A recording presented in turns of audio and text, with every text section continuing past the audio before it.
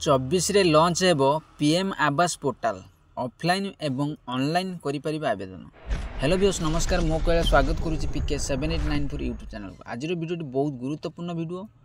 चलो पूरा खबर जानिबा। पूरा खबर जानिया पूर्व वीडियो भल लगे लाइक शेयर सब्सक्राइब करेंगे, पाखर बेल आइकन देवे ऑन नोटिफिकेशन ऑन करेंगे, जहाँफल नुआ नुआ वीडियो पाइपर। 24 रु आवास सर्वे पोर्टाल लॉन्च करेंगे राज्य सरकार। उभय ऑफलाइन एवं ऑनलाइन आवेदन करेंगे। हिताधिकारी 1.5 ରୁ 2 मास जाए सर्वे चलो। एथिपाई पंचायत राज मंत्री रवि नायक कहते आवास पाई आवेदनकारी माने पंचायत गुड़िकर ऑफलाइन किंबा ऑनलाइन आवेदन करेंगे। विभाग पंचायत गुड़िकर पल्ली सभा कर लोक मानक सचेतन करिछि केंद्र सरकार। आवास संख्या 2 कोटी रु 3 कोटी को बढ़ाई। ओडिशा को अधिक मिलवा नहीं आशा रही। केंद्र सरकार मध्य कूल कर मासिक 15,000 आय थिले आवेदन करेंगे।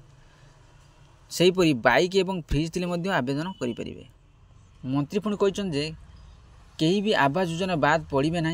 बापठू भिन्न होता पुओ आवेदन करेंगे। स्वामी ठारू अलग होता महिला आवेदन करेंगे।